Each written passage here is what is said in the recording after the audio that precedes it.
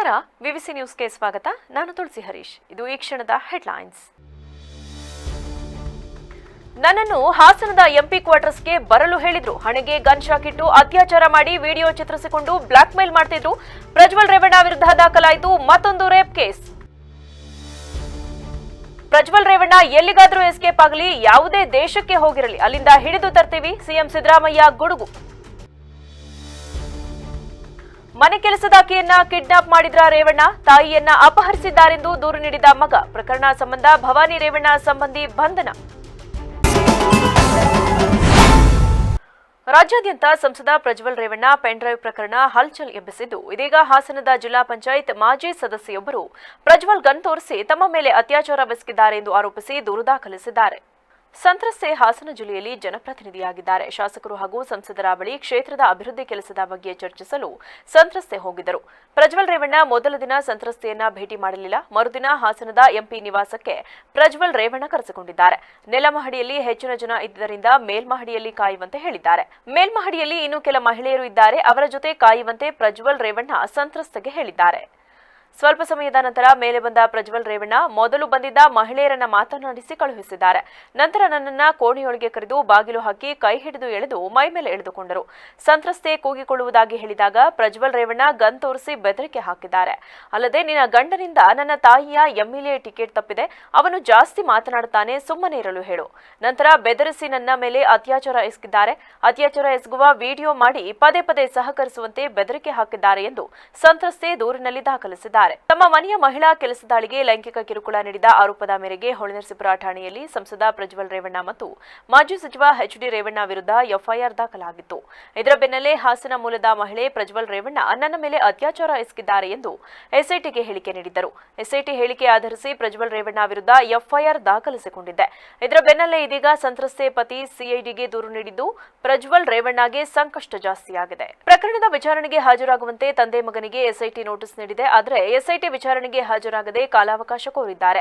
ಈ ಬೆಳವಣಿಗೆ ಬೆನ್ನಲ್ಲೇ ಎರಡನೇ ದೂರು ದಾಖಲಾಗಿರುವುದು ಪ್ರಜ್ವಲ್ ರೇವಣ್ಣಗೆ ಮತ್ತಷ್ಟು ತಲೆನೋವಾಗಿದೆ. ವಿಚಾರಣೆಗೆ ಹಾಜರಾಗದಿದ್ದರೆ ಬಂಧಿಸಲಾಗುವುದು ಎಂದು ಗೃಹ ಸಚಿವ ಜಿ ಪರಮೇಶ್ವರ್ ಗುರುವಾರವೇ ತಿಳಿಸಿದ್ದಾರೆ. ಈ ಮಧ್ಯೆ ಪ್ರಜ್ವಲ್ ರೇವಣ್ಣ ಯಾವ ದೇಶದಲ್ಲಿದ್ದರೂ ಅವರನ್ನ ಕರೆತಂದು ಕ್ರಮ ಕೈಗೊಳ್ಳಲಾಗುವುದು ಎಂದು ಸಿಎಂ ಸಿದ್ದರಾಮಯ್ಯ ಹೇಳಿದ್ದಾರೆ. ಪ್ರಜ್ವಲ್ ರೇವಣ್ಣ ಎಲ್ಲಿಗಾದರೂ ಎಸ್ಕೇಪ್ ಆಗಲಿ, ಯಾವುದೇ ದೇಶಕ್ಕೆ ಹೋಗಿರಲಿ, ಅಲ್ಲಿಂದ ಹಿಡಿದು ತರ್ತೀವಿ ಎಂದು ಸಿಎಂ ಸಿದ್ದರಾಮಯ್ಯ ಗುಡುಗಿದ್ದಾರೆ. ಪ್ರಜ್ವಲ್ ರೇವಣ್ಣ ಜರ್ಮನಿಯಿಂದ ದುಬೈಗೆ ಪ್ರಯಾಣ ಬೆಳೆಸಿದ್ದಾರೆಯೇ ಎಂಬುದರ ಕುರಿತು ಬಾಗಲಕೋಟೆಯಲ್ಲಿ ಮಾಧ್ಯಮಗಳೊಂದಿಗೆ ಮಾತನಾಡಿದ ಅವರು, ಎಲ್ಲಿಗಾದರೂ ಎಸ್ಕೇಪ್ ಆಗಿರಲಿ, ಯಾವುದೇ ದೇಶಕ್ಕೆ ಹೋಗಿರಲಿ, ಅಲ್ಲಿಂದ ಹಿಡಿದು ತರ್ತೀವಿ ಎಂದು ಸಿಎಂ ಗುಡುಗಿದ್ದಾರೆ. ಪಾಸ್ಪೋರ್ಟ್ ರದ್ದು ಮಾಡುವ ಅಧಿಕಾರ ಇರೋದು ಕೇಂದ್ರ ಸರ್ಕಾರಕ್ಕೆ, ನಾನು ಪ್ರಧಾನಿಗೆ ರದ್ದು ಮಾಡಿ ಎಂದು ಪತ್ರ ಕೂಡ ಬರೆದಿದ್ದೇನೆ. ಆದರೆ ಕೇಂದ್ರ ಸರ್ಕಾರವೇ ಪ್ರಜ್ವಲ್ರನ್ನ ರಕ್ಷಣೆ ಮಾಡುತ್ತಿದೆ. ಕುಮಾರಸ್ವಾಮಿ ಚುನಾವಣೆ ವೇಳೆ ಪ್ರಜ್ವಲ್ ರೇವಣ್ಣ ನನ್ನ ಮಗ ಇದ್ದ ಹಾಗೆ, ನನ್ನ ಮಗ ಬೇರೆ ಅಲ್ಲ, ಪ್ರಜ್ವಲ್ ಬೇರೆ ಅಲ್ಲ ಅಂದಿದ್ದರು. ಈಗ ಅವರ ಕುಟುಂಬ ಬೇರೆ, ನಮ್ಮ ಕುಟುಂಬ ಬೇರೆ ಅಂತಿದ್ದಾರೆ. ಅವರು ಎಲ್ಲ ಕೃತ್ಯವನ್ನ ಒಟ್ಟಿಗೆ ಮಾಡ್ತಾರೆ, ಆಮೇಲೆ ನಾವಲ್ಲ ಅಂತಾರೆ ಎಂದು ಆಕ್ರೋಶ ಹೊರಹಾಕಿದ್ದಾರೆ. ಅಲ್ಲದೆ ಪ್ರಜ್ವಲ್ ರೇವಣ್ಣ ಮೇಲೆ ರೇಪ್ ಕೇಸ್ ನೀಡಿದ ಹಿನ್ನೆಲೆಯಲ್ಲಿ ಸಂತ್ರಸ್ತ ಮಹಿಳೆಯರನ್ನ ರೇವಣ್ಣ ಎಸ್ಕೇಪ್ ಮಾಡಿಸಿದ್ದಾರೆ ಎಂಬ ವಿಚಾರಕ್ಕೆ ಪ್ರತಿಕ್ರಿಯಿಸಿದ ಸಿಎಂ, ಆ ಹೆಣ್ಣುಮಗಳು ಎಲ್ಲಿ ಹೋಗಿದ್ದಾರೆ ಎಂದು ಪತ್ತೆ ಹಚ್ಚಲು ಸೂಚನೆ ಕೊಟ್ಟಿದ್ದೇನೆ ಎಂದು ಹೇಳಿದ್ದಾರೆ. ಪ್ರಜ್ವಲ್ ವಿಡಿಯೋ ಬಗ್ಗೆ ಗೊತ್ತಿದ್ದರೂ ಯಾಕೆ ಅಲಯನ್ಸ್ ಮಾಡಿಕೊಂಡರು? ಮೋದಿ ನಾ ಕಾಹುಂಗಾ ನಾ ಖಾನೇ ದೂಂಗಾ ಅಂತಾರೆ. ಅದೇ ಜನ ಇನ್ಕಮ್ ಟ್ಯಾಕ್ಸ್ ಇಡಿ ರೇಡ್ ಆದವರನ್ನ ಪಕ್ಷಕ್ಕೆ ಸೇರಿಸಿಕೊಂಡಿದ್ದಾರೆ, ಅಪರಾಧಿಗಳನ್ನೆಲ್ಲ ಸೇರಿಸಿಕೊಂಡಿದ್ದಾರೆ. ಅವರು ಮಾಡಬಾರದ ಕೆಲಸ ಮಾಡ್ತಾರೆ, ಅಧಿಕಾರ ಮಾಡುವುದಕ್ಕೋಸ್ಕರ ಮಾಡಬಾರದ ಕೆಲಸಗಳನ್ನೇ ಮಾಡ್ತಿದ್ದಾರೆ ಎಂದು ಕಿಡಿಕಾರಿದ್ದಾರೆ. ಮಹಿಳೆ ಮೇಲೆ ಲೈಂಗಿಕ ದೌರ್ಜನ್ಯ ಎಸಗಿದ ಆರೋಪಕ್ಕೆ ಸಂಬಂಧಿಸಿದಂತೆ ಬೆಂಗಳೂರಿನ ಜನಪ್ರತಿನಿಧಿಗಳ ವಿಶೇಷ ಕೋರ್ಟ್ನಲ್ಲಿ ಸಲ್ಲಿಸಿದ್ದ ನಿರೀಕ್ಷಣಾ ಜಾಮೀನು ಅರ್ಜಿಯನ್ನ ಜೆಡಿಎಸ್ ಶಾಸಕ ಎಚ್ಡಿ ರೇವಣ್ಣ ಶುಕ್ರವಾರ ಹಿಂಪಡೆದಿದ್ದಾರೆ. ರೇವಣ್ಣ ವಿರುದ್ಧ ಅತ್ಯಾಚಾರದ ಆರೋಪ ಸೇರಿಸಿಲ್ಲ ಎಂಬ ವಿಶೇಷ ತನಿಖಾ ತಂಡದ ಹೇಳಿಕೆ ಬೆನ್ನಲ್ಲೇ ರೇವಣ್ಣ ಈ ಕ್ರಮ ಕೈಗೊಂಡಿದ್ದಾರೆ. ರೇವಣ್ಣ ವಿರುದ್ಧ ಅತ್ಯಾಚಾರದ ಆರೋಪವಿಲ್ಲದಿರುವುದರಿಂದ ನಿರೀಕ್ಷಣಾ ಜಾಮೀನು ಅಗತ್ಯವಿಲ್ಲ ಎಂದು ಎಸ್ಐಟಿಯ ಎಸ್ಪಿಪಿ ಎನ್ ಜಗದೀಶ್ ಕೋರ್ಟ್ಗೆ ತಿಳಿಸಿದರು. ಈ ದಿನದವರೆಗೆ ರೇವಣ್ಣ ವಿರುದ್ಧ ಜಾಮೀನು ರಹಿತ ಪ್ರಕರಣ ದಾಖಲಿಸಿಲ್ಲ ಎಂದು ಎನ್ ಜಗದೀಶ್ ಕರ್ನಾಟಕ ಹೈಕೋರ್ಟ್ಗೆ ನೀಡಿದ್ದ ಮಾಹಿತಿಯನ್ನ ಜನಪ್ರತಿನಿಧಿಗಳ ವಿಶೇಷ ಕೋರ್ಟ್ ದಾಖಲಿಸಿಕೊಂಡಿತು. ನಂತರ ರೇವಣ್ಣ ಅರ್ಜಿ ವಾಪಸ್ ಪಡೆದರು. ಈ ಮಧ್ಯೆ ಮಹಿಳೆಯೊಬ್ಬರು ಕಾಣೆಯಾಗಿರುವ ವಿಚಾರವಾಗಿ ರೇವಣ್ಣ ವಿರುದ್ಧ ಮೈಸೂರಿನ ಕೆಆರ್ ನಗರದಲ್ಲಿ ಪ್ರಕರಣ ದಾಖಲಾಗಿದೆ. ಹಾಸನದ ಸಂಸದ ಪ್ರಜ್ವಲ್ ರೇವಣ್ಣ ಅಶ್ಲೀಲ ವಿಡಿಯೋ ಪ್ರಕರಣ ಬಹಿರಂಗವಾಗುತ್ತಿದ್ದಂತೆಯೇ ರೇವಣ್ಣಗೆ ಸಂಕಷ್ಟ ಶುರುವಾಗಿದೆ. ಈ ಮಧ್ಯೆ ರಾಜ್ಯ ಸರ್ಕಾರ ರಚಿಸಿರುವ ವಿಶೇಷ ತನಿಖಾ ತಂಡದ ಎದುರು ವಿಚಾರಣೆಗೆ ಹಾಜರಾಗಲು ರೇವಣ್ಣ ಕಾಲಾವಕಾಶ ಕೇಳಿದ್ದಾರೆ. ಸಂಸದ ಪ್ರಜ್ವಲ್ ರೇವಣ್ಣ ಅಶ್ಲೀಲ ವಿಡಿಯೋ ಪ್ರಕರಣ ಈಗಾಗಲೇ ದೊಡ್ಡ ಮಟ್ಟದಲ್ಲಿ ಸಂಚಲನ ಮೂಡಿಸಿದೆ. ಅದರಂತೆ ಇದೀಗ ರೇವಣ್ಣ ಪತ್ನಿ ಭವಾನಿ ರೇವಣ್ಣ ಸಂಬಂಧಿಯಾದ ಸತೀಶ್ ಬಾಬುಗೆ 14 ದಿನಗಳ ಕಾಲ ನ್ಯಾಯಾಂಗ ಬಂಧನ ವಿಧಿಸಲಾಗಿದೆ. ಹೌದು, ಈ ಘಟನೆಗೆ ಸಂಬಂಧಪಟ್ಟಂತೆ ವಿಡಿಯೋದಲ್ಲಿನ ಸಂತ್ರಸ್ತ ಮಹಿಳೆಯಾದ ನನ್ನ ತಾಯಿಯನ್ನ ಕಿಡ್ನಾಪ್ ಮಾಡಿದ್ದಾರೆ ಎಂದು ರೇವಣ್ಣ ಸತೀಶ್ ಬಾಬು ವಿರುದ್ಧ ಸಂತ್ರಸ್ತೆ ಮಗ ದೂರು ನೀಡಿದ್ದರು. ಈ ಕುರಿತು ಮೈಸೂರು ಜಿಲ್ಲೆ ಕೆಆರ್ ನಗರ ಠಾಣೆಯಲ್ಲಿ ಪ್ರಕರಣ ದಾಖಲಾಗಿದ್ದು, ಇದೀಗ ಬಂಧಿಸಲಾಗಿದೆ.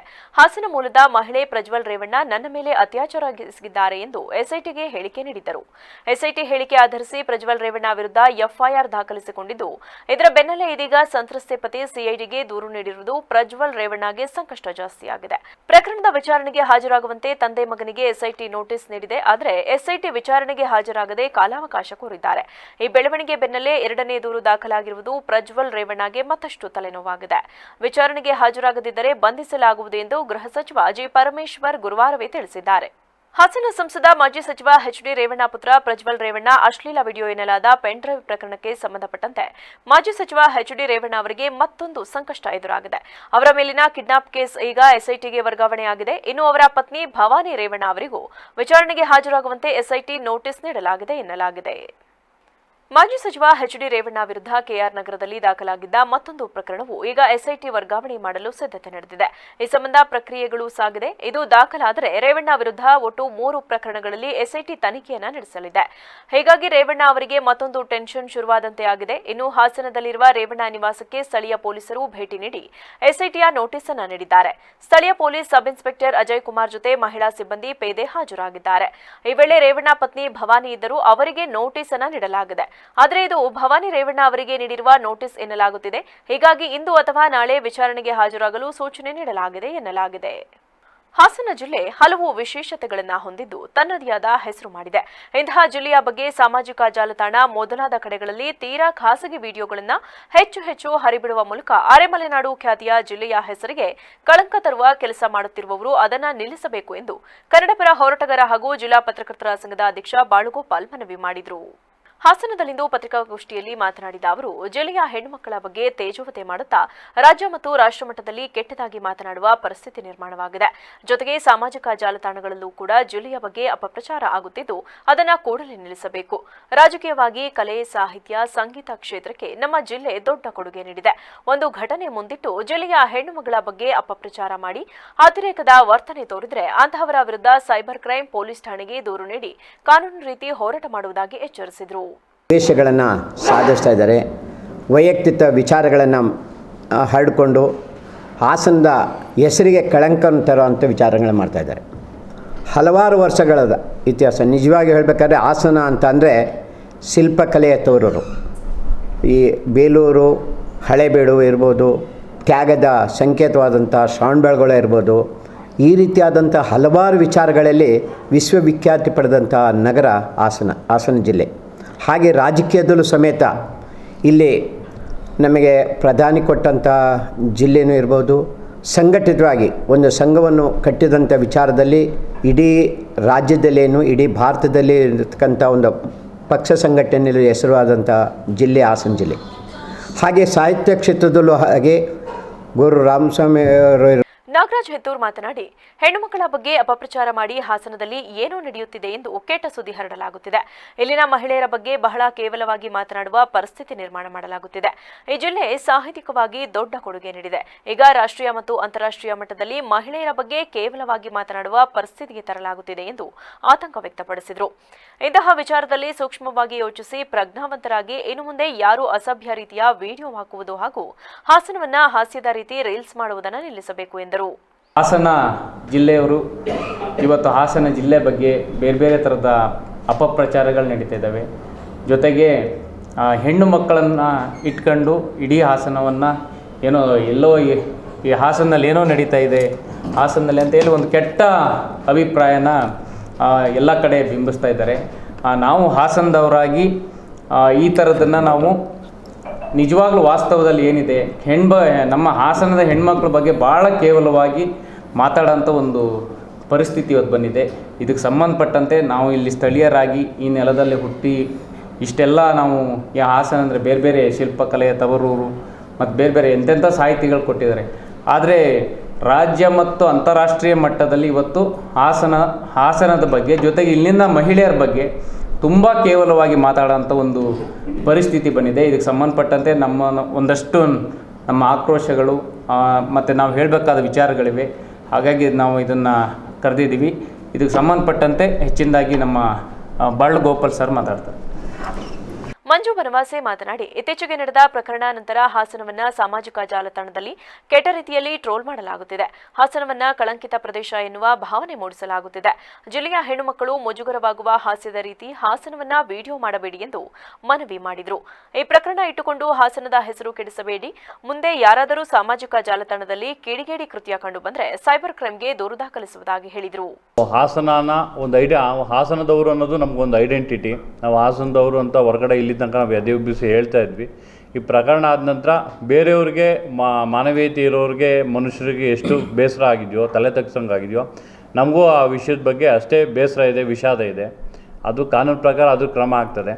ಆದರೆ ಇವಾಗ ಪ್ರತಿಯೊಂದಕ್ಕೂ ಮುಂಚಿತವಾಗಿ ಯಾವುದೇ ಪ್ರಕರಣಗಳಾದಾಗ ಮೊದಲು ನಮ್ಮ ಈ ಕಂಟೆಂಟ್ ಕ್ರಿಯೇಟರ್ಸ್ ಏನಿದ್ದಾರೆ ಸೋಷಿಯಲ್ ಮೀಡಿಯಾದಲ್ಲಿ, ಅವರು ಭಾಳ ಬೇಗ ಪ್ರತಿಕ್ರಿಯೆ ಕೊಡ್ತಾರೆ. ಅಲ್ಲಿ ಹಿಟ್ಸು ಜಾಸ್ತಿ ಅನ್ನೋ ಕಾರಣಕ್ಕೋ ಅಥವಾ ಅದರಿಂದ ಆದಾಯ ಜಾಸ್ತಿ ಅನ್ನೋ ಕಾರಣಕ್ಕೋ ಅವರು ಎಲ್ಲದನ್ನು ಹಾಸ್ಯದ ನೆಲೆಯಲ್ಲಿ ನೋಡೋದಕ್ಕೆ ಇಷ್ಟಪಡ್ತಾರೆ ಮತ್ತು ಅದೇ ರೀತಿ ಕಂಟೆಂಟ್ಗಳಿರುತ್ತೆ. ಈಗ ನೆನ್ನೆಯಿಂದ ತುಂಬ ಒಂದು ವೈರಲ್ ಆಗಿರೋ ಒಂದು ಕಂಟೆಂಟ್ ಏನಂದರೆ, ಇಬ್ಬರು ಸ್ನೇಹಿತರು ಮಾತಾಡ್ತಾ ನಿಂತಿರ್ತಾರೆ. ಬರ್ತಾನೆ, ಹೇಗೋ ಮಗ ಮದುವೆ ಯಾವಾಗ ಅಂತ ಕೇಳ್ತಾನೆ. ಮದುವೆ ಕ್ಯಾನ್ಸಲ್ ಆಯಿತು ಕಣೋ. ಯಾಕೆ ಅಂದರೆ ಹುಡುಗಿದು ಹಾಸನ ಅಂತೆ ಅಂತ. ಅವ್ನ ತಕ್ಷಣ ಅದಕ್ಕೊಂದು ಪಂಚಿಂಗ್ ರಿಪ್ಲೈ ಕೊಡೋದು, ಅದಕ್ಕೆ ಬ್ಯಾಕ್ಗ್ರೌಂಡ್ ಸ್ಕೋರು ಇಲ್ಲಿ. ಅದು ಆ ಮೂಲಕ ಏನು ಹಾಸನ ಅಂದರೆ ಏನು ಅನ್ನೋ ಭಾವನೆ ಬರೋ ರೀತಿ ಅವರು ಮಾಡಬೇಕು ಅಂತ ಅವ್ರು ಅಂದ್ಕೊಂಡಿದ್ದಾರೆ. ಇಲ್ಲಿ ಹೆಣ್ಮಕ್ಳು ಘನತೆ, ಮಾಡೆಸ್ಟಿ ಆಫ್ ವಿಮೆನ್ ಇಲ್ಲಿ ಧಕ್ಕೆ ಆಗ್ತದೆ. ಮಹಿಳೆಯರ ಘನತೆಗೆ ಧಕ್ಕೆ ತರೋಂಥ ಯಾವುದೇ ರೀತಿಯಾದಂಥ. ಜಿಲ್ಲಾ ಕಸಾಪ ಗೌರವ ಕಾರ್ಯದರ್ಶಿ ಬಿಆರ್ ಬೊಮ್ಮೇಗೌಡ ಮಾತನಾಡಿ, ಎಲ್ಲರ ಮನೆಯಲ್ಲೂ ಹೆಣ್ಣು ಮಕ್ಕಳಿದ್ದು ಸಾಮಾಜಿಕ ಜಾಲತಾಣದಲ್ಲಿ ಮುಜುಗರ ತರುವಂತಹ ಸಂದರ್ಭವನ್ನ ಯಾರು ಸೃಷ್ಟಿಸಬೇಡಿ, ಜಿಲ್ಲೆಯ ಮರ್ಯಾದೆ ಕಳೆಯಬೇಡಿ ಎಂದು ಮನವಿ ಮಾಡಿದರು. ಜಾಲತಾಣದಲ್ಲಿ ಅಗತ್ಯಕ್ಕಿಂತ ಹೆಚ್ಚು ಬಿಂಬಿಸಿ ನಮ್ಮ ಜಿಲ್ಲೆಯ ಮರ್ಯಾದೆಯನ್ನು ಮತ್ತು ಜಿಲ್ಲೆಯ ಬಗ್ಗೆ ಕೆಟ್ಟದಾಗಿ ಏನು ಬಿಂಬಿಸ್ಲಿಕ್ಕೆ ಹೊರಟಿದ್ದಾರೆ, ದಯಮಾಡಿ ಅವರಲ್ಲಿ ಒಂದು ಮನವಿ, ಎಲ್ಲರ ಮನೆಯಲ್ಲೂ ಕೂಡ ಹೆಣ್ಮಕ್ಳು ಇರ್ತಾರೆ. ಯಾವ ವಿಚಾರ ಎಷ್ಟರ ಮಟ್ಟಿಗೆ ಇರಬೇಕು ಅಷ್ಟರ ಮಟ್ಟಿಗೆ ಇದ್ದರೆ ಒಳ್ಳೆಯದು. ಅದು ಅತಿಯಾದರೆ ಅದು ಒಳ್ಳೆಯದಲ್ಲ, ಈ ಸಮಾಜಕ್ಕೆ ಕೆಡುಕಾಗ್ತಕ್ಕಂಥ ಅಂಶ. ಹಾಗಾಗಿ ಸಾಮಾಜಿಕ ಜಾಲತಾಣದಲ್ಲಿ ಏನಿದೆಲ್ಲ ವೈರಲ್ ಆಗ್ತಾ ಇದೆ ಅದನ್ನು ಕೈ ಬಿಡಬೇಕು. ಜೊತೆಗೆ ಸಮಾಜ ಉತ್ತಮ ರೀತಿಯಲ್ಲಿ ನಡ್ಕೊಂಡು ಹೋಗಲಿಕ್ಕೆ ಅವರೆಲ್ಲರಿಗೂ ಕೂಡ ಸಹಕರಿಸಬೇಕು ಅಂತೇಳಿ ಮನವಿ ಮಾಡ್ತಾರೆ. ನಗರದ ಬಿಎಂ ರಸ್ತೆ ಎಪಿಎಂಸಿ ಮಾರುಕಟ್ಟೆ ಪಕ್ಕದಲ್ಲಿ ಹೊಸದಾಗಿ ನಿರ್ಮಿಸಿರುವ ಹರ್ಷ ಫನ್ಫೇರ್ ಫ್ಲವರ್ ಸಿಟಿ ಎಕ್ಸಿಬಿಷನ್ ಪ್ರಾರಂಭೋತ್ಸವವನ್ನು ಹಿರಿಯ ಸ್ವಾತಂತ್ರ್ಯ ಹೋರಾಟಗಾರ ಎಚ್ಎಂ ಶಿವಣ್ಣ ಅವರು ಟೇಪ್ ಕತ್ತರಿಸುವ ಮೂಲಕ ಚಾಲನೆ ನೀಡಿದರು. ನಂತರ ಮಾಧ್ಯಮದೊಂದಿಗೆ ಮಾತನಾಡಿದ ಅವರು, 3 ಜನ ಸೇರಿ ಕಳೆದ 2 ತಿಂಗಳಿನಿಂದ ಜನರಿಗೆ ಮನೋರಂಜನೆ ನೀಡುವ ಕಾರ್ಯಕ್ರಮವನ್ನು ಬಹಳ ಶ್ರಮಪಟ್ಟು ಪ್ರಾರಂಭಿಸಿದ್ದಾರೆ. ಇಲ್ಲಿಗೆ ಬಂದು ನೋಡಿದ್ರೆ ಏಂದಿರಾ ಲೋಕದ ರೀತಿ ಅನುಭವವಾಗುತ್ತದೆ. ಸಯ್ಯದ್ ಏಜಾಜ್ ಅವರು ಏನೇ ಕೆಲಸ ಮಾಡಿದ್ರೂ ಅದ್ಭುತವಾಗಿ ಮಾಡುತ್ತಾರೆ. 2 ತಿಂಗಳ ಕಾಲ ಈ ವಸ್ತು ಪ್ರದರ್ಶನ ಜರುಗಲಿದ್ದು, ಇವರು ಬೇರೆಯವರಿಗೆ ಮಾದರಿಯಾಗಿ ಉತ್ತಮವಾಗಿ ಪ್ರೀತಿ ವಿಶ್ವಾಸದಿಂದ ಕೆಲಸ ಮಾಡುತ್ತಿದ್ದಾರೆ. ಎಕ್ಸಿಬಿಷನ್ ಮಾರ್ಚ್ 2ರಿಂದ ಪ್ರಾರಂಭವಾಗಿದ್ದು, ಕಳೆದ 3 ತಿಂಗಳಿನಿಂದ ಶ್ರಮ ಹಾಕಲಾಗಿದೆ. ಹೆಚ್ಚಿರುವ ಬಿಸಿಲನ್ನ ಲೆಕ್ಕಿಸದೆ ಹಗಲು ರಾತ್ರಿ ಕೆಲಸ ಮಾಡಲಾಗಿದೆ. ವಿಭಿನ್ನವಾಗಿ ಈ ಎಕ್ಸಿಬಿಷನ್ ಮಾಡಲಾಗಿದ್ದು, ನೀವು ನಿಮ್ಮ ಕುಟುಂಬದ ಜೊತೆ ಬಂದು ನಿಮ್ಮ ಅಕ್ಕಪಕ್ಕದ ಮನೆಯವರಿಗೂ ಕರೆ ತರುವ ಮೂಲಕ ಯಶಸ್ವಿಗೊಳಿಸಬೇಕು ಎಂದರು. ಕುಟುಂಬ ಮತ್ತು ಹರ್ಷ ಅಂತಕ್ಕಂಥವರು 3 ಜನ ಸೇರಿ ಕಳೆದ 2 ತಿಂಗಳಿನಿಂದ ಈ ಕಾರ್ಯಕ್ರಮ ಮಾಡ್ತಕ್ಕಂಥದ್ದಕ್ಕೆ ಬಹಳ ಶ್ರಮಪಟ್ಟು ನೋಡಿದ್ರೆ ಏನು ಇಂದ್ರಲೋಕ ಕಾಣ್ತಾ ಇದೆಯಲ್ಲ ಸ್ವಾಮಿ, ದೇವೇಂದ್ರನ ಲೋಕಕ್ಕೆ ಹೋದಂಗೆ ಕಾಣ್ತಾ ಇದೆ ಈ ಎಲ್ಲ ದೃಶ್ಯಗಳನ್ನು ನೋಡಿದ್ರೆ. ಸೈಯದ್ ಏಜಾಜ್ ಏನೇ ಕೆಲಸ ಮಾಡಿದ್ರು ಭಾಳ ಅದ್ಭುತವಾಗಿ ಮಾಡ್ತಾರೆ ಅಂತಕ್ಕಂಥದ್ದಾಗಿ ನನಗೆ ನಂಬಿಕೆ. ಯಾಕಂದರೆ ಅವರು ಭಾಳ ವರ್ಷಗಳಿಂದ ನನಗೆ ಕಾಂಟ್ಯಾಕ್ಟ್ ಇದ್ದಾರೆ. ಇದು 2 ತಿಂಗಳು ನಡೀತಕ್ಕಂಥ ಈ ಫಲಪುಷ್ಪ ಸಿಟಿ ಫಲಪುಷ್ಪ ಪ್ರದರ್ಶನ ಮತ್ತೆ 2 ತಿಂಗಳು ಆದಮೇಲೆ ಡಿಸೆಂಬರ್ಗೆ ಮತ್ತೆ 2 ತಿಂಗಳು ಪ್ರದರ್ಶನ ಮಾಡ್ತಕ್ಕಂಥದ್ದಕ್ಕೆ ವ್ಯವಸ್ಥೆ ಮಾಡ್ತಾ ಇದ್ದಾರೆ. ಡಿಸೆಂಬರ್ನಲ್ಲಿ ಇವರ ಸಾಧನೆ, ಇವರ ಕೆಲಸ, ಇವರ ಕರ್ತವ್ಯಶೀಲತೆ ಬಹಳ ಹೆಸರುವಾಸಿಯಾಗಿದೆ ಹಾಸನ ಜಿಲ್ಲೆಯಲ್ಲಿ ಇರ್ತಕ್ಕಂಥ ಮಾತನ್ನ ಸಂದರ್ಭದಿಂದ ಇವರು ಮಾದರಿ. ನೀವು ನೋಡ್ತಿದ್ದೀರಾ, ಎಕ್ಸಿಬಿಷನ್ ಈಗ ಇವತ್ತಿಂದ ಶುರುವಾಗಿದೆ. ಈ ಎಕ್ಸಿಬಿಷನ್ ಮಾಡೋಕ್ಕೆ ನಾವು ಕಳೆದ 3 ತಿಂಗಳಿಂದ ತುಂಬ ಅಂದರೆ ತುಂಬ ಕಷ್ಟಪಟ್ಟಿದ್ದೀವಿ. ಈ ಬಿಸಿಲು ನೋಡ್ತಿದ್ದೀರಾ, ಈ ಬಿಸಿಲಲ್ಲಿ ತುಂಬ ಕಷ್ಟಪಟ್ಟು ಒಂದು ಎಕ್ಸಿಬಿಷನ್ಗೆ ಅಂತ ತಗೊಬಂದಿದ್ದೀವಿ. ಇವತ್ತಿಂದ ಓಪನ್ ಆಗಿದೆ. ನಾವು ನಿಮ್ಮ ಹತ್ರ ಕೇಳೋದೇನಂತ ಹೇಳಿದ್ರೆ, ನೀವು ಬನ್ನಿ ಒಂದು ಸತಿ ಎಕ್ಸಿಬಿಷನ್ಗೆ ಭೇಟಿ ಮಾಡಿ, ಆಮೇಲೆ ನಿಮ್ಮ ಅಕ್ಕಪಕ್ಕ ಮನೆಯವರುಗಳು ಅವ್ರಿಗೂ ಹೇಳಬೇಕಂತ ಹೇಳಿ ಅವರಿಗೂ ಕರ್ಕೊಬಂದು ಜೊತೆಯಲ್ಲಿ ಆಮೇಲೆ ಎಲ್ಲರಿಗೂ ಸ್ವಲ್ಪ ಸ್ಪ್ರೆಡ್ ಮಾಡಬೇಕಂತ ಹೇಳ್ತಾ ಈ ಮೂಲಕ ಹೇಳಕ್ಕೆ ನಾನು ಇಲ್ಲಿ ವಿಶೇಷತೆ ಏನಿದೆ ಎಕ್ಸಿಬಿಷನ್? ಸರ್, ಈಗ ನಾವು ಈ ಎಕ್ಸಿಬಿಷನಲ್ಲಿ ಫ್ಲವರ್ ಸಿಟಿ ಅಂತ ಮಾಡಿದ್ದೀವಿ. ಸೊ 20 ಥರ ಒಂದೊಂದು ಫ್ಲವರ್ಸ್ನ ನಾವು ಇಲ್ಲಿ ಇದಕ್ಕಿಟ್ಟಿದ್ದೀವಿ, ಡಿಸ್ಪ್ಲೇ ಮಾಡಿದ್ದೀವಿ.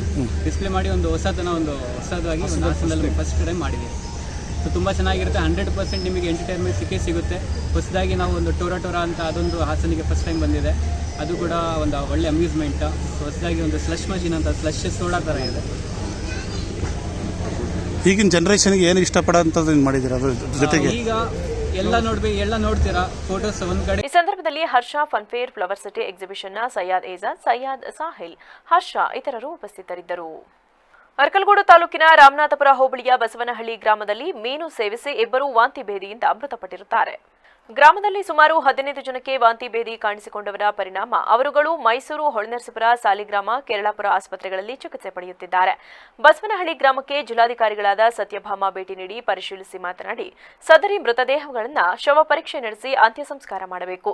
ಯಾವುದರಿಂದ ವಾಂತಿ ಭೇದಿ ಸಂಭವಿಸಿದೆ ಎಂಬುದನ್ನು ಪತ್ತೆ ಹಚ್ಚಲು ಜಿಲ್ಲಾ ಆರೋಗ್ಯಾಧಿಕಾರಿಗಳಿಗೆ ಸೂಚಿಸಿ ಬಸವನಹಳ್ಳಿ ಹಾಗೂ ಬಸವನಹಳ್ಳಿ ಕೊಪ್ಪಲು ಗ್ರಾಮದ ಜನರಿಗೆ ಪರೀಕ್ಷೆ ನಡೆಸುವಂತೆ ಸೂಚಿಸಿದರು.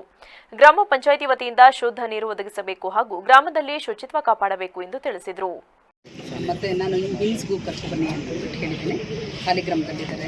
ಸೊ ಈ ಎಲ್ಲ ಹಾಸ್ಪಿಟ್ಲಲ್ಲಿ ಇದ್ದಾರೆ. ಸೊ ನೋಡ್ತಾರೆ ಏನಕ್ಕೆ ಯಾವ ಕಾರಣದಿಂದ ದುಡ್ಡು ಇರ್ತಾಗಿದೆ ಅಂತ. ವಾಟರ್ ಟೆಸ್ಟಿಂಗ್ ಆಗಿದೆ. ವಾಟರ್ ಟೆಸ್ಟಿಂಗಲ್ಲಿ ಕರೆಕ್ಟ್ ಆಗಿದೆ. ಏನು ನಮ್ಮ ಬೇರೆ ಬೇರೆ ಲೆವೆಲ್ಸು ಅದೆಲ್ಲ ಕರೆಕ್ಟ್ ಆಗಿದೆ. ಒಂದು ಖಾಸಗಿ ಬೋರ್ವೆಲ್ನ ಇದು ಮಾಡಿಬಿಟ್ಟು ವಾಟರ್ ಸಪ್ಲೈ ಕೊಡ್ತಾ ಇದ್ದಾರೆ. ನೀರಿದ್ದೇನು ಸಮಸ್ಯೆ ಇಲ್ಲ. ಬಹುಶಃ ಏನು ಫುಡ್ದಿಂದ ಏನಾದರೂ ಪ್ರಾಬ್ಲಮ್ ಆಗಿದೆ ಅಂತ ಹೇಳ್ಬಿಟ್ಟು ಪೋಸ್ಟ್ ಮಾರ್ಟಮ್ ಮಾಡಿಸ್ಬೇಕಾಗಿದೆ. 2 ಶವಗಳನ್ನ ಪೋಸ್ಟ್ ಮಾರ್ಟಮ್ ಮಾಡಿಸ್ಬೇಕಾಗಿದೆ. ಮಾಡಿಸಿದ್ಮೇಲೆ ಅಷ್ಟೇ ಗೊತ್ತಾಗಿದೆ ಏನು ಸಮಸ್ಯೆ ಇದೆ, ಯಾವ ಸಮಸ್ಯೆಯಿಂದ ಈ ಒಂದು ಮರಣ ಆಗಿದೆ ಅಂತ ಗೊತ್ತಾಗಬೇಕಾಗಿದೆ.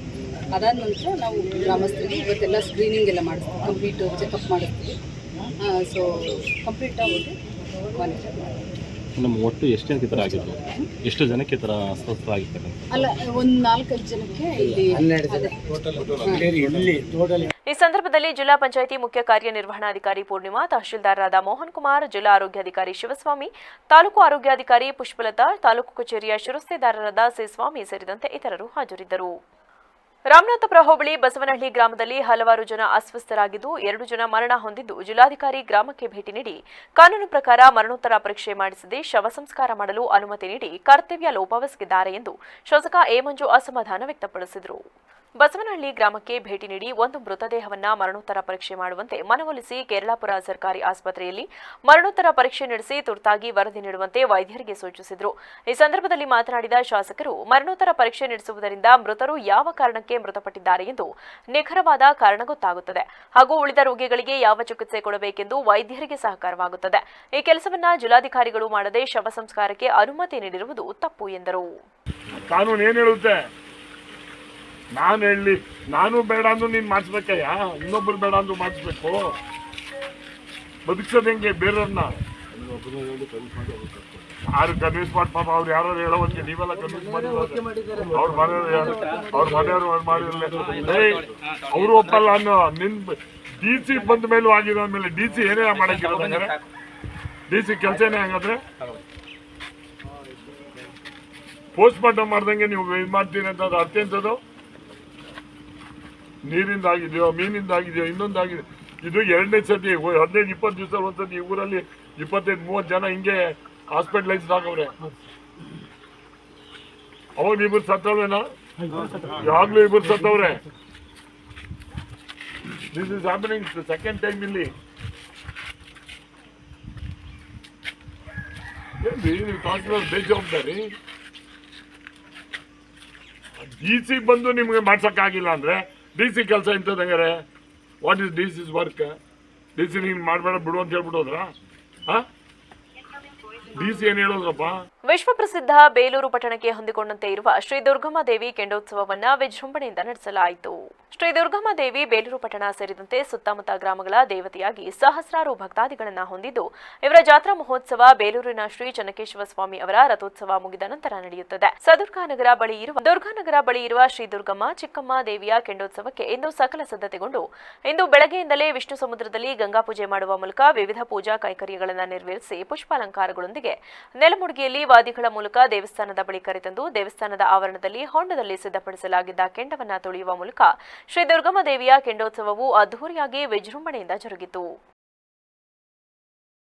ಕಾರ್ಯಕ್ರಮದಲ್ಲಿ ಅರ್ಚಕರಾದ ಅಣ್ಣೇಗೌಡ, ಗುರಪ್ಪಗೌಡ, ಕುಮಾರ್, ಮಿಡ್ಚಲಿಮ್ಮ ದೇವಸ್ಥಾನದ ಅರ್ಚಕ ಕೋಳಿಚಂದ್ರು, ಅಂತರಘಟ್ಟಮ್ಮ ದೇವಸ್ಥಾನದ ಅರ್ಚಕ ಪದ್ಮೇಗೌಡ ಸೇರಿದಂತೆ ಸುತ್ತಮುತ್ತಲ ಗ್ರಾಮಸ್ಥರು ಹಾಜರಿದ್ದರು. ಬೇಲೂರು ತಾಲೂಕಿನ ಅರೆಹಳ್ಳಿಯ ತೊಳಲು ರಸ್ತೆಯಲ್ಲಿರುವ ಶ್ರೀ ಸಂತೆ ಕಾಳಮ್ಮನವರ ದೇವಸ್ಥಾನದಲ್ಲಿ ದೊಡ್ಡಮ್ಮ ಹಾಗೂ ಚಿಕ್ಕಮ್ಮನವರ 20ನೇ ವರ್ಷದ ಜಾತ್ರಾ ಮಹೋತ್ಸವವು 2 ದಿನಗಳ ಕಾಲ ಜರುಗಿತು. ಈ ಸಂದರ್ಭದಲ್ಲಿ ಮುಖಂಡ ರಂಗಸ್ವಾಮಿ ಮಾತನಾಡಿ, ಪೂಜಾ ಮಹೋತ್ಸವಕ್ಕೆ ಪೂರ್ವಭಾವಿಯಾಗಿ ವಾದ್ಯ ವೈಭವಗಳೊಂದಿಗೆ ಸಕಲೇಶ್ಪುರ ರಸ್ತೆಯಲ್ಲಿರುವ ಮಠದ ಕಲ್ಯಾಣಿಯಿಂದ ಶ್ರೀ ಕಾಳಮ್ಮನವರಿಗೆ ಗಂಗಾ ಪೂಜೆ, 108 ಕಳಸಗಳೊಂದಿಗೆ ನಡಿಮುಡಿ ಉತ್ಸವ, ದೇವಾಲಯ ಪ್ರವೇಶ, ಪುಣ್ಯದೇವಿ ಪೂಜೆ, ಉಮಾಮಹೇಶ್ವರಿ ಕಳಸ, ಅಮ್ಮನವರಿಗೆ ಮಹಾರುದ್ರಾಭಿಷೇಕ, ಮಹಾಮಂಗಳಾರತಿ ಬಳಿಕ ಅನ್ನ ಸಂತರ್ಪಣೆ ನಡೆಸಲಾಯಿತು.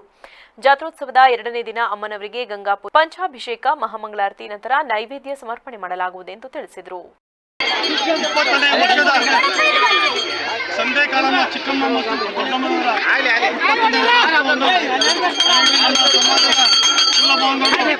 ಎಲ್ಲ ಗ್ರಾಮಸ್ಥರು ಈ ದಿವಸ ಗಂಗೆಯನ್ನು ತರುವ ಮೂಲಕ ಪೂಜೆಯನ್ನು ಪ್ರಾರಂಭ ಮಾಡ್ತಾ ಇದ್ದೀವಿ. ಇವತ್ತು ನಾಳೆ ನಮ್ಮ ದೇವಸ್ಥಾನದಲ್ಲಿ ಎಲ್ಲ ಅರಳಿ ಗ್ರಾಮಸ್ಥರು ಭಾಗವಹಿಸಿದರೆ ಅವರಿಗೆ ನಮ್ಮ ಕುಲ ಬಾಂಧವರ ಪರವಾಗಿ ಧನ್ಯವಾದಗಳು. ಈ ವೇಳೆ ಗಾಣಿಗರ ಸಂಘದ ಅಧ್ಯಕ್ಷ ಮಂಜುನಾಥ್, ಕಾರ್ಯದರ್ಶಿ ಪುಟ್ಟಸ್ವಾಮಿ, ಖಜಾಂಚಿ ಅನಿಲ್, ಉಪಾಧ್ಯಕ್ಷ ರಾಜೇಶ್, ಮುಖಂಡರಾದ ರಂಗಸ್ವಾಮಿ, ನಿಂಗಣ್ಣ ಸೇರಿದಂತೆ ಇತರರು ಉಪಸ್ಥಿತರಿದ್ದರು. ಬೇಲೂರು ತಾಲೂಕಿನ ಅರೇಹಳ್ಳಿ ಹೋಬಳಿಯ ಕೋರಲಗದ್ದೆ ಗ್ರಾಮದಲ್ಲಿ ಗುರುವಾರ ಬೆಳಗ್ಗೆ ಗುಂಪಿನಲ್ಲಿದ್ದ ಕಾಡಾನೆಯೊಂದು ಆನೆ ಕಾರ್ಯಪಡೆ ಸಿಬ್ಬಂದಿಯನ್ನ ಬೆನ್ನಟ್ಟಿದ ಘಟನೆ ಸಂಭವಿಸಿದೆ. ಕಾಡಾನೆಗಳ ಹಿಂಡು ಕೋರ್ಲಗದ್ದೆ ಗ್ರಾಮದಿಂದ ಸೋಂಪುರ ಗ್ರಾಮದ ಕಡೆಗೆ ರಸ್ತೆ ದಾಟುತ್ತಿದ್ದ ವೇಳೆ ಗುಂಪಿನಲ್ಲಿದ್ದ ಒಂಟಿ ಕಾಡಾನೆಯೊಂದು ಕಾಡಾನೆಗಳ ಚಲನವಲನದ ಮಾಹಿತಿಗಾಗಿ ಕರ್ತವ್ಯ ನಿರ್ವಹಣೆಯಲ್ಲಿದ್ದ ವಿಶೇಷ ಆನೆ ಕಾರ್ಯಪಡೆಯ ಸಿಬ್ಬಂದಿಯನ್ನ ಕೆಲವು ದೂರ ಬೆನ್ನಟ್ಟಿ ಸಿಬ್ಬಂದಿ ತಪ್ಪಿಸಿಕೊಂಡ ಬಳಿಕ ವಾಪಸ್ಸಾದ ಘಟನೆ ನಡೆದಿದೆ. ಮಲೆನಾಡು ಭಾಗವಾದ ಸಕಲೇಶ್ಪುರ ಈಗಾಗಲೇ ಕಾಡಾನೆ ಹಾವಳಿಯಿಂದ ಇಲ್ಲಿನ ರೈತರು, ಬೆಳೆಗಾರರು, ಗ್ರಾಮಸ್ಥರು ಕಂಗಾಲಾಗಿದ್ದು, ಇದೀಗ ಚಿರತೆ ಹಾವಳಿ ಎದುರಿಸಲು ಸಜ್ಜಾಗುವ ಪರಿಸ್ಥಿತಿ ಎದ್ದು ಕಾಣುತ್ತಿದೆ. ಹೌದು, ರಾಜ್ಯದ ಇತರೆ ಜಿಲ್ಲೆಗಳಲ್ಲಿ ಸೆರೆ ಹಿಡಿದಂತಹ ಚಿರತೆಯನ್ನ ಅರಣ್ಯ ಇಲಾಖೆ ಮಲೆನಾಡು ಭಾಗಕ್ಕೆ ತಂದು ಬಿಡಲು ಪ್ಲಾನ್ ಮಾಡಿದ್ದು, ಇದರ ವಿರುದ್ಧ ಗ್ರಾಮಸ್ಥರು ಆಕ್ರೋಶ ವ್ಯಕ್ತಪಡಿಸಿದ್ದಾರೆ. ತಾಲೂಕಿನ ಬಿಸ್ಲೆ ಭಾಗಕ್ಕೆ ಗುರುವಾರ ಸಂಜೆ ಚಿರತೆಯನ್ನ ಬಿಡಲು ಯೋಜನೆ ರೂಪಿಸಿದ್ದ ಅರಣ್ಯ ಇಲಾಖೆಗೆ ಹೆತ್ತೂರು ಹೋಬಳಿಯ ವಣಗೂರು, ಕೂಡು ರಸ್ತೆ ಸೇರಿದಂತೆ ಇನ್ನಿತರ ಗ್ರಾಮಗಳ ಗ್ರಾಮಸ್ಥರು ತೀವ್ರ ಆಕ್ಷೇಪ ವ್ಯಕ್ತಪಡಿಸಿದ್ದಾರೆ. ಅರಣ್ಯ ಇಲಾಖೆಯ ವಾಹನ ತಡೆದು ಯಾವುದೇ ಕಾರಣಕ್ಕೂ ಮಲೆನಾಡು ಭಾಗಕ್ಕೆ ಚಿರತೆ ಬಿಡಬಾರದೆಂದು ಪಟ್ಟು ಹಿಡಿದಿದ್ದಾರೆ ಎಂಬ ಮಾಹಿತಿ ತಿಳಿದು ಬಂದಿದೆ. ಈಗಾಗಲೇ ಕೆಲ ತಿಂಗಳ ಹಿಂದೆ ತುಮಕೂರು ಜಿಲ್ಲೆಯಲ್ಲಿ ಸೆರೆ ಹಿಡಿದ ನರಹಂತಕ ಚಿರತೆಯನ್ನ ಮಲೆನಾಡು ಭಾಗಕ್ಕೆ ತಂದು ಬಿಟ್ಟಿದ್ದರಿಂದ ಸಾಕಷ್ಟು ಅವಾಂತರಗಳು ಸೃಷ್ಟಿಯಾಗಿತ್ತು. ಈ ನರಹಂತಕ ಚಿರತೆ ಮಲೆನಾಡು ಭಾಗದಲ್ಲಿ ಹಲವಾರು ಜಾನುವಾರುಗಳನ್ನು ತಿಂದು ಹಾಕಿ ಆತಂಕ ಸೃಷ್ಟಿ ಮಾಡಿತ್ತು. ಆದ್ದರಿಂದ ರಾಜ್ಯದ ಇತರೆ ಕಡೆಗಳಲ್ಲಿ ಸೆರೆ ಹಿಡಿದ ಚಿರತೆಗಳನ್ನು ಮಲೆನಾಡು ಭಾಗಕ್ಕೆ ತಂದು ಬಿಡುತ್ತಿರುವುದರಿಂದ ಮುಂದಿನ ದಿನಗಳಲ್ಲಿ ಕಾಡಾನೆ ಜೊತೆಗೆ ಚಿರತೆ ಹಾವಳಿಯನ್ನು ಎದುರಿಸಬೇಕಾಗುತ್ತದೆ ಎಂದು ಸಾರ್ವಜನಿಕರು ಆತಂಕ ವ್ಯಕ್ತಪಡಿಸಿದ್ದಾರೆ. ಘಟನೆ ಸಂಬಂಧ ಈಗಾಗಲೇ ಅರಣ್ಯ ಇಲಾಖೆ ಅಧಿಕಾರಿಗಳಿಗೆ ಚಿರತೆಯನ್ನ ಮಲೆನಾಡು ಭಾಗಕ್ಕೆ ಬಿಡಬಾರದೆಂದು ಸ್ಪಷ್ಟ ಸೂಚನೆ ನೀಡಲಾಗಿದೆ ಎಂದು ಶಾಸಕ ಸಿಮೆಂಟ್ ಮಂಜು ತಿಳಿಸಿದ್ದಾರೆ. ಕೋಮುಗಲಭೆ, ಜಾತಿ, ಧರ್ಮಗಳಿಂದಲೇ ಮತಯಾಚನೆ ಮಾಡುತ್ತಿದ್ದಾರೆ ವಿನಃ ಅಭಿವೃದ್ಧಿ ಮಾಡುವುದಕ್ಕಾಗಿ ಅಲ್ಲ. ಬಿಜೆಪಿ ಪಕ್ಷದಿಂದ ಅಭಿವೃದ್ಧಿ ಶೂನ್ಯ ಎಂದು ಸಂಸದ ಸಂಗಣ್ಣ ಕರಡಿ ಬಿಜೆಪಿ ವಿರುದ್ಧ ವಾಗ್ದಾಳಿ ನಡೆಸಿದರು. ಕೊಪ್ಪಳ ಜಿಲ್ಲೆಯ ಯಲಬುರ್ಗಾ ತಾಲೂಕಿನ ಹಿರೇವೆಂಕಲಗುಂಟ ಗ್ರಾಮದಲ್ಲಿ ಕೊಪ್ಪಳ ಲೋಕಸಭಾ ಸಾರ್ವಜನಿಕ ಸಭೆಯನ್ನ ಉದ್ದೇಶಿಸಿ ಮಾತನಾಡಿದ ಅವರು, ಈ ದೇಶದಲ್ಲಿ ಸಾರ್ವತ್ರಿಕ ಚುನಾವಣೆ ಬಂದಿದೆ. ದೇಶದಲ್ಲಿ 2 ರಾಷ್ಟ್ರೀಯ ಪಕ್ಷಗಳಿವೆ, ಕಾಂಗ್ರೆಸ್ ಮತ್ತು ಬಿಜೆಪಿ. ಈ ಪಕ್ಷಗಳಿವೆ. ಯಾವ ಪಕ್ಷ ನಮಗೆ ಸೂಕ್ತ ಎನ್ನುವುದನ್ನು ನಾವು ಆಯ್ಕೆ ಮಾಡಿ ಅಭ್ಯರ್ಥಿಯನ್ನ ಆಯ್ಕೆ ಮಾಡಬೇಕಾಗಿದೆ. ಕಾಂಗ್ರೆಸ್ ಈ ದೇಶದ ಸ್ವಾತಂತ್ರ್ಯಕ್ಕಾಗಿ ಹೋರಾಡಿದ ಪಕ್ಷ. ಈ ದೇಶದಲ್ಲಿ ಬಡವರು ಹಸಿವಿನಿಂದ ಸಾಯಬಾರದು ಎಂದು ಆಹಾರ ಭದ್ರತಾ ಕಾಯ್ದೆ ಜಾರಿ ಮಾಡಿದ್ರು. ಉದ್ಯೋಗ ಖಾತ್ರಿ ಯೋಜನೆ ಜಾರಿಗೆ ತಂದರು. ಮನಮೋಹನ್ ಸಿಂಗ್ ಅಧಿಕಾರದ ಅವಧಿಯಲ್ಲಿ ರೈತರ ಸಾಲ ಮನ್ನಾ ಮಾಡಿದ್ರು. ಆದರೆ ಬಿಜೆಪಿಯವರು 10 ವರ್ಷ ಪ್ರಧಾನಿಯಾದ ನರೇಂದ್ರ ಮೋದಿ ರೈತರ ಸಾಲ ಮನ್ನಾ ಮಾಡಲಿಲ್ಲ. ಬರೀ ಹಿಂದೂ ಮುಸ್ಲಿಂ ಜನಾಂಗದ ಮಧ್ಯೆ ದ್ವೇಷ, ಅಸೂಯೆ ಹುಟ್ಟಿಸಿ ಜಾತಿ ಜಗಳದಲ್ಲಿ ರಾಜಕಾರಣ ಮಾಡುತ್ತಿದ್ದಾರೆ. ದೇಶದಲ್ಲಿ ಸುಳ್ಳು ಹೇಳುವ ನಂಬರ್ 1 ಪಕ್ಷ ಯಾವುದಾದ್ರೂ ಇದ್ರೆ ಅದು ಬಿಜೆಪಿ ಪಕ್ಷ ಎಂದರು. ಪಕ್ಷದ ಅಭ್ಯರ್ಥಿಯನ್ನ ಮಾಡಿದ್ದಾರೆ. ಇವತ್ತು ಈ ಹಿಂದೆ ನಡೆದ ಚುನಾವಣೆಯಲ್ಲಿ ಕೂಡ ನನ್ನನ್ನು ಕಾಂಗ್ರೆಸ್ ಪಕ್ಷ ಅಭ್ಯರ್ಥಿಯನ್ನಾಗಿ ಮಾಡಿತ್ತು. ಅವಾಗ ತಾವು ಕೂಡ ಹೆಚ್ಚಿನ ಸಂಖ್ಯೆಯಲ್ಲಿ ಬೆಂಬಲವನ್ನು ಕೊಟ್ಟು, ಆದರೂ ಕೂಡ ಬಿಜೆಪಿಯವರು ಬಹಳಷ್ಟು ಭರವಸೆಯಿಂದ ಕಡಿಮೆ ಅಂತರದಲ್ಲಿ ಸೋಲಾಗಿದೆ. ಇವತ್ತು 2 ಅವಧಿಗೆ ಬಿಜೆಪಿ ಅವರು ಅಧಿಕಾರವನ್ನು ಮಾಡ್ತಿದ್ದಾರೆ. 2 ಅವಧಿ ಉದ್ದಕ್ಕೂ ಕೂಡ ಬಹಳಷ್ಟು ಭರವಸೆಗಳನ್ನು ಕೊಟ್ಟಿದ್ರು. ಅದು ಯಾವುದೇ ಭರವಸೆಗಳನ್ನು ಈಡೇರಿಸಕ್ಕಾಗದೆ ಇವತ್ತು ಬಿಜೆಪಿ ಅವರು ಇವತ್ತು ಪ್ರಚಾರಕ್ಕೆ ಬರ್ತಿದಾರ. ತಾವು ಕೂಡ ಯೋಚನೆ ಮಾಡಿ, ಇವತ್ತು ಕಾಂಗ್ರೆಸ್ ಪಕ್ಷ ಮೊನ್ನೆ ನಡೆದಂತ ವಿಧಾನಸಭಾ ಚುನಾವಣೆಯಲ್ಲಿ ಇವತ್ತು 5 ಭರವಸೆಗಳನ್ನ ಕೊಡ್ತೇವೆ ಅನ್ನೋ ಮಾತನ್ನು ಕೂಡ ಹೇಳಿತ್ತು ಕಾಂಗ್ರೆಸ್ ಪಕ್ಷ. ಈ 9 ತಿಂಗಳಲ್ಲಿ ಇವತ್ತು 5 ಭರವಸೆಗಳನ್ನ ಇವತ್ತು ಈಡೇರಿಸಿದೆ. ಅದ್ರ ಬಗ್ಗೆ ನಮ್ಮ ಸುರೇಶ್ ಅವರೆಲ್ಲ ಕೂಡ ಸವಿಸ್ತರವಾಗಿ ಹೇಳಿದ್ರು. ಈಗ ಮತ್ತೆ ಈ ಲೋಕಸಭಾ ಚುನಾವಣೆಯಲ್ಲಿ ತಾವೆಲ್ಲರೂ ಕೂಡ ಕಾಂಗ್ರೆಸ್ ಪಕ್ಷಕ್ಕೆ ಆಶೀರ್ವಾದ ಮಾಡಿದ್ರೆ ಮತ್ತೆ 5 ಗ್ಯಾರಂಟಿಗಳನ್ನ ಕೊಡ್ತೇವೆ ಅನ್ನೋ ಮಾತನ್ನು ಕಾಂಗ್ರೆಸ್ ಪಕ್ಷ ಈಗಾಗಲೇ ಗ್ಯಾರಂಟಿ ಕಾರ್ಡ್ ಕೊಡೋದ್ರ ಮೂಲಕ ಹೇಳ್ತಾ ಇದೆ. ಇವತ್ತು ನೋಡ್ಬೋದು, ಇವತ್ತು ರಾಜ್ಯದಲ್ಲಿ ಗೃಹಲಕ್ಷ್ಮಿ ಮೂಲಕ ಇವತ್ತು 2,000 ರೂಪಾಯಿ ನಿಮ್ಮ ಅಕೌಂಟಿಗೆ ಆಗ್ತದೆ. ಕಾರ್ಯಕ್ರಮದಲ್ಲಿ ಅರಕೇರಿ ಶಾಸಕ ಶ್ರೀನಿವಾಸ್, ಜಿಲ್ಲಾ ಪ್ರಚಾರ ಸಮಿತಿ ಅಧ್ಯಕ್ಷ ಯಂಕಣ್ಣ ಐರಾಶಿ, ಬ್ಲಾಕ್ ಕಾಂಗ್ರೆಸ್ ಅಧ್ಯಕ್ಷ ಬಸವರಾಜ್ ಉಳ್ಳಾಗಡ್ಡಿ, ಕೊಕ್ಕನೂರು ಬ್ಲಾಕ್ ಕಾಂಗ್ರೆಸ್ ಅಧ್ಯಕ್ಷ ಹನುಮಂತಗೌಡ ಪಾಟೀಲ್ ಚಂಡೂರು, ಜಿಲ್ಲಾ ಪಂಚಾಯತ್ ಮಾಜಿ ಸದಸ್ಯರುಗಳಾದ ಮಹೇಶ್ ಕಳ್ಳಿ, ಕೆರೆಬಸಪ್ಪ ನಿಡಗುಂದಿ ಸೇರಿದಂತೆ ಮತ್ತಿತರರು ಉಪಸ್ಥಿತರಿದ್ದರು. ವರದಿ ಶ್ರೀಕಾಂತಗೌಡ ಮಾಲಿಪಾಟೀಲ್, ವಿವಿಸಿ ನ್ಯೂಸ್, ಕೊಪ್ಪಳ. ಕೊನೆಯಲ್ಲಿ ಮತ್ತೊಮ್ಮೆ ಹೆಡ್ಲೈನ್ಸ್. ನನ್ನನ್ನು ಹಾಸನದ ಎಂಪಿ ಕ್ವಾರ್ಟರ್ಸ್ಗೆ ಬರಲು ಹೇಳಿದ್ರು. ಹಣೆಗೆ ಗನ್ ಶಾಕ್ ಇಟ್ಟು ಅತ್ಯಾಚಾರ ಮಾಡಿ ವಿಡಿಯೋ ಚಿತ್ರಿಸಿಕೊಂಡು ಬ್ಲಾಕ್ ಮೇಲ್ ಮಾಡ್ತಿದ್ರು. ಪ್ರಜ್ವಲ್ ರೇವಣ್ಣ ವಿರುದ್ಧ ದಾಖಲಾಯಿತು ಮತ್ತೊಂದು ರೇಪ್ ಕೇಸ್. ಪ್ರಜ್ವಲ್ ರೇವಣ್ಣ ಎಲ್ಲಿಗಾದ್ರೂ ಎಸ್ಕೇಪ್ ಆಗಲಿ, ಯಾವುದೇ ದೇಶಕ್ಕೆ ಹೋಗಿರಲಿ, ಅಲ್ಲಿಂದ ಹಿಡಿದು ತರ್ತೀವಿ, ಸಿಎಂ ಸಿದ್ದರಾಮಯ್ಯ ಗುಡುಗು. ಮನೆ ಕೆಲಸದಾಕೆಯನ್ನ ಕಿಡ್ನಾಪ್ ಮಾಡಿದ್ರ ರೇವಣ್ಣ, ತಾಯಿಯನ್ನ ಅಪಹರಿಸಿದ್ದಾರೆಂದು ದೂರು ನೀಡಿದ ಮಗ. ಪ್ರಕರಣ ಸಂಬಂಧ ಭವಾನಿ ರೇವಣ್ಣ ಸಂಬಂಧಿ ಬಂಧನ. ಕ್ಷಣ ಸುದ್ದಿಗಾಗಿ ನೋಡ್ತಾ ಇರಿ ವಿವಿಸಿ ಟಿವಿ, ಸತ್ಯದ ಕಡೆ ನಮ್ಮ ನಡೆ.